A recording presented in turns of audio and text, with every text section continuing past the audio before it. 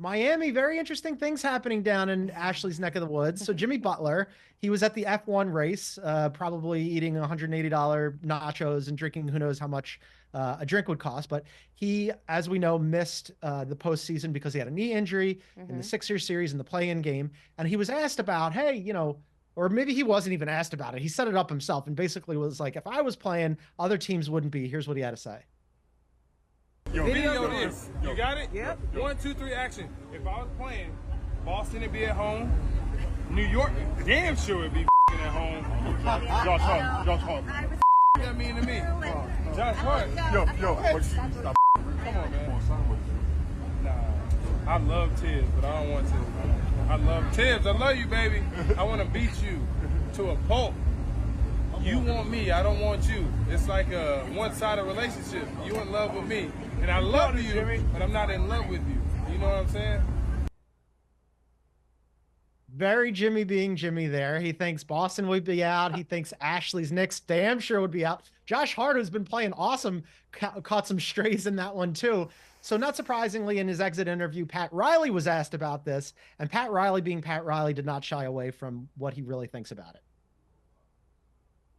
For him to say that, I thought, is that Jimmy trolling or is that Jimmy serious? If you're not on the court playing against Boston or on the court playing against the New York Knicks, you should keep your mouth shut in your criticism of those teams. Well, as we were listening to that, and my phone just went off with an emergency alert. I think that it was worried about heat culture. It's freaking out. Ashley, which side you got here? You with Jimmy or Pat Riley? I mean, obviously I'm with Pat Riley, and as a Knicks fan, I never thought I would say that, given our history. But Pat Riley is a godfather for a reason, and whether you love him, hate him, whether you have history with him like the Knicks do, you have to respect that, like, he's about his business and he's about winning. And he has put together winning teams for so long, so many parts of his career, that he doesn't have time for all of that. And yes, listen, Jimmy has a reputation of being a little bit of a troll and being a little bit childish and kind of poking the bear. But if you're going to do that, you got to back that up. He did the whole thing with the Boston Celtics series, a series that he wasn't playing in, where he put the Photoshop on top of the Jaylen Brown tweet or quote where he said, "Don't let us get one." And then what happened? Miami didn't get another one, and now they're in Cancun. And with this situation, the Knicks are in the playoffs. You are not. So it's just a compilation of like all these different things of, Jimmy kind of trolling, but not really being in the situation to, or rather being in the driver's seat to go ahead and do such things. You're not in the playoffs. There's a lot of questions about whether or not Miami should even pay you. Pat Riley in that same press conference said, look, we love Jimmy, but paying someone who's only available for part of the season is not a good business decision. Like, Jimmy, your priorities are out of whack. Don't worry about New York. New York's playing basketball right now. That's something you're not doing. You're at F1 chilling. I was at F1 chilling too. But you know what? I'm not trolling the Knicks. I got to respect people who are doing things that I'm not doing. So, listen, sometimes don't let your mouth write a check your you-know-what can't cash,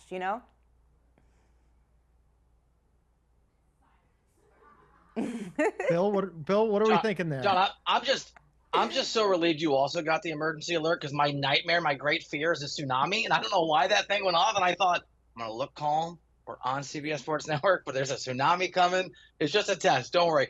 I'm with Ashley. So there's a couple things. I covered the Heat as a beat writer, and I think I made 80 or 81 of 82 games my first year doing that, and I never, ever, ever saw Pat Riley. He never spoke. I mean, you'd see him in the hallway, but he would not. He speaks one time a year, to us publicly, to the public. That is the postseason press conference, and he's always taking shots. He's always sending messages. I have flown down after I was done covering that team day in, day out, shoot-arounds, practices, all that stuff, when I was a national guy, just to go to the press conference because it's so entertaining. So there's one or two things going on that I think are happening here in some context. One, to Ash's point, this is just who Riles is, and you should keep your mouth shut. And Jimmy shouldn't be trolling two teams that are legitimate finals championship contenders right now that there's no evidence that he could have beat because Jimmy couldn't stay healthy. That is one.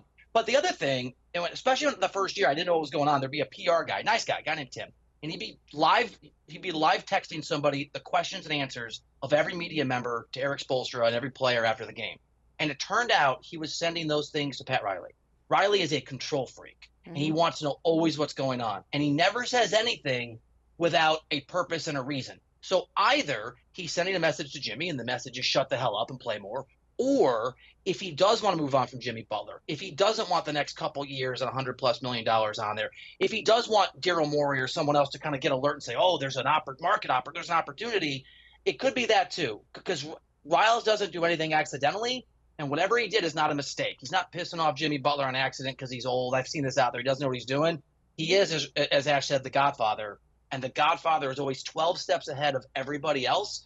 So whatever Riles is doing, he's either sending a message to other GMs or to Jimmy Butler, but it's with a purpose, and his history is it probably has an outcome that's good for him and good for the Heat. I think it's a message to other GMs, because asking Jimmy not to talk and not to be Jimmy is, good luck with that. That's not going to happen. I do think, and Ashley brought this up, and so did Pat Riley, that like, if you're going to pay Jimmy Butler hasn't been around for a lot. He has not played more than 65 games since the 2016-17 season, which was his final year with the Bulls. That's how long ago it was. He only played 60 games this season. In 5 seasons with the Heat, he's averaged 58 games. He's missed 100 regular season games in Miami, which works out to him sitting 26% of the time. So if you're the Heat, and you look, Jimmy's a fantastic player. We saw what he did with them last year where they make that run out of the play-in, but he's going to be 35 next season, and he's owed $48.7 million. After that, the following season, he has a player option at $52.4 million, and he wants a 2-year extension for $113 million. Those are big numbers. Those are big numbers for a guy who isn't around to play. We've heard the rumors about could the Sixers potentially be interested in a reunion between Embiid and his guy Jimmy Butler. Like, they also have to think, other teams have to think, is Jimmy Butler worth that price point at that age when he's not available? And I actually tweeted this out when the news came out about this, and there were some Heat fans that were 50-50 about this, right? I'm on the side of you, John, where I'm like, look, paying that much money for someone who's hardly available during the regular season, is of a certain age, and may or may not play in the playoffs, that's a lot of money, right? So there were some Heat fans who were like, well, what do you mean may or may not play in the playoffs? He's played every single playoffs except this one. Okay, but this one is the one in most recent memory, and again, he's not getting younger. So the probability that he'll miss another part of the playoffs in some capacity gets higher every year he gets older, especially when you talk about someone who is injury prone. You don't know where his injuries will happen in the regular season and how that will flow into the playoffs. On top of that, it is detrimental to the chemistry of any team when you have your star player, because I believe that he is still their star player. He's the focal point of this team for as long as he is on it. It is detrimental to the chemistry and the flow of the team, especially after the All-Star break, into the flow of the playoffs, to have him coming and going out of the lineup. It is not helpful. It is more hurtful. And we have seen what this team looks like as he comes and goes, just because you're able to survive. And that's why Heat culture is it's a good thing and it's a bad thing. The mindset makes you think mind over matter, right? It doesn't matter where you are in the seating. We can fight through it. We'll power through it. We'll figure it out. But it's hurtful also because it makes you think that the rules don't apply to you, and they do. You're not above the rules. You're not above any other team just because you've been able to go ahead and overcome certain situations in the past. The league changes every single year. It gets better, it gets harder every single year. And if you don't believe me, look at the Western Conference. They can't continue the trajectory that they're on with the way Jimmy Butler continues to approach the regular season and sometimes the playoffs. They just can't. John, let me throw a quick question at you with your expertise meets your Sixers fandom. If you could slot him in order and preference, if you were Daryl Morey, between LeBron James at 40, Paul George, right?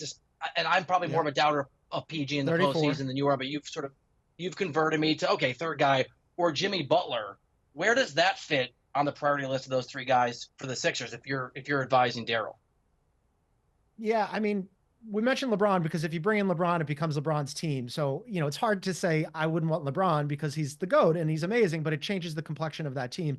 If you bring in Jimmy Butler, I think he slots in pretty nicely with those two guys, but it's not my money, but he is 35 and he hasn't been that healthy.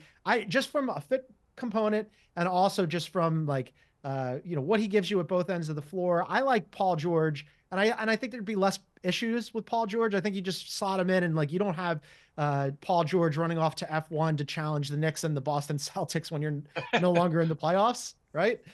So I would go Paul George. That would be my. He didn't run. He technically just drove around the corner, so like it wasn't for a commute, you know. I love him. He didn't have to get on a plane to go.